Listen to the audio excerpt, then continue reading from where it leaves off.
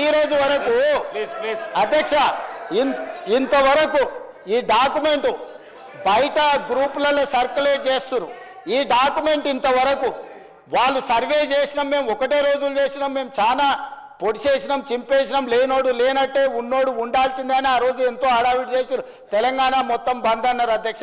7 గంటల నుంచి 7 గంటలు 12 గంటలు చేసినామన్నారు.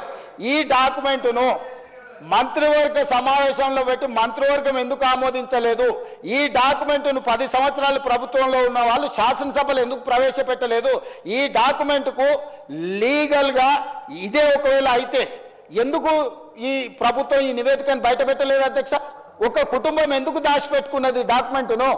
అంటే ఒక కుటుంబం కోసం సమగ్ర కుటుంబ సర్వే చేసి ఆ కుటుంబం రాజకీయ ప్రయోజనానికి వాళ్ళు పెట్టుకున్నారు. ప్రజల కోసం మేము చెయ్యాలని ఈరోజు ఇంటింటికి వెళ్ళి ప్రతి 150 కుటుంబాలను గుర్తించి ప్రతి 150 కుటుంబాలకు ఒక ఎన్యూమరేటర్ను పెట్టి రోజుకు 8 నుంచి 10 కుటుంబాలే ఒక్క రోజులో చేయమనలేదు అధ్యక్ష.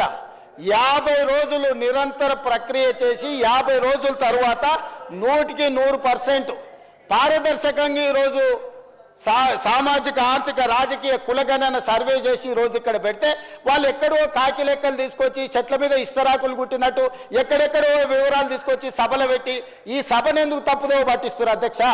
2011 జనాభా లెక్కలు తప్ప ఎక్కడ కూడా అధికారిక లెక్కలు లేవు. ఆ తర్వాత 2024లో కాంగ్రెస్ పార్టీ అధికారంలోకి వచ్చిన తర్వాత చేపట్టిన ఈ సర్వే మాత్రమే అధికారిక డాక్యుమెంటు. ఇంత మించి అధికారిక డాక్యుమెంటు లేదు. ఇట్లాంటి లెక్కలు చెప్తే సభను తప్పుదోవ పట్టించడమే, సమాజాన్ని తప్పుదోవ పట్టించడమే. 2011 జనాభా లెక్కల ప్రకారము 3,50,03,674 మంది అధ్యక్ష. 2011 జనాభా లెక్కల ప్రకారం. ఈ రోజు మా ప్రకారము 3,70,00,000 పైచిలకు జనాభా అధ్యక్ష. ఇంకెక్కడ కూడా అధికారికంగా లెక్కలు లేవు. ఎవరైనా చెప్తే ఊహించో లేకపోతే అబద్ధాలు ఎవరైనా చెప్తే అవి మోసుకొచ్చి ఇక్కడ చెప్పుడు తప్ప ఏ చర్చకు తావు లేదు. అందుకే దయచేసి మా మిత్రులను బలహీన వర్గాలను సామాజిక న్యాయం చేయాలని ఒక ఉక్కు సంకల్పంతో రాహుల్ గాంధీ గారి మాట ప్రకారం ఈరోజు కాంగ్రెస్ పార్టీ ఏదైతే ప్రయత్నం చేస్తుందో ఈ ప్రయత్నానికి సహకరించండి.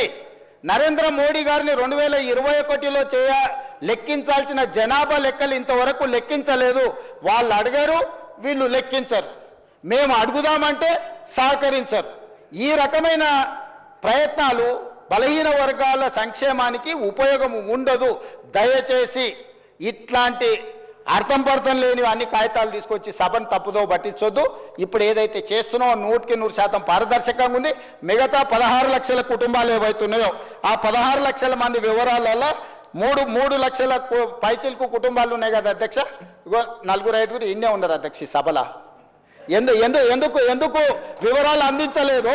తెలంగాణ సమాజానికి వాళ్ళు క్షమాపణ చెప్పాలి అధ్యక్ష. ప్రభుత్వం అధికారికంగా సేకరిస్తున్న సమాచారాన్ని ప్రజాప్రతినిధులుగా ఉండి పక్కదారి పట్టించి వివరాలు ఇవ్వకుండా ఈరోజు సభలో ఏదేదో మాట్లాడితే ఎట్లా అధ్యక్ష? దయచేసి సహకరించండి. ఇప్పుడు కూడా నేను కోరుకుంటున్నా హరీష్ రావు గారిని, చంద్రశేఖర్ రావు గారిని, తారక రామారావు గారిని, పద్మారావు గారిని, పోచంపల్లి శ్రీనివాసరెడ్డి గారిని, వీళ్ళందరినీ నేను కోరుకుంటున్నా దయచేసి ఈ సర్వేలో పాల్గొనండి, వివరాలు ఇవ్వండి. ఇవాళ బలహీన వర్గాలకు న్యాయం జరిగే విధంగా మనం చర్యలు చేపడదాము. ఇన్ని సంవత్సరాల ఆలస్యమైన కనీసం ఇప్పుడైనా వాళ్ళ కోసం పనిచేద్దాము. ఇక 42% రిజర్వేషన్ గురించి మా మిత్రుడు శ్రీనివాస్ యాదవ్ గారు అన్నారు. నేను ఒక మాట సూటిగా వారికి సమాధానం నేను చెప్పదలుచుకున్నా. చట్టపరంగా 42% రిజర్వేషన్ ఇవ్వాలి అని అంటే రాజ్యాంగ సవరణ జరగాలి. కానీ రాజకీయంగా వినండి రాజకీయంగా ఈ వేదిక మీద నుంచి నేను మాట ఇస్తున్నా. మా పిసిసి అధ్యక్షుడి గారితో నేను మాట తీసుకొని వచ్చిన అధ్యక్ష.